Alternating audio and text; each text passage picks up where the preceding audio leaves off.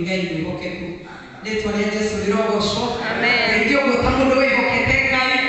E Dio lo tamo dove te io non andare. Hallelujah. Glory be to the name of Jesus.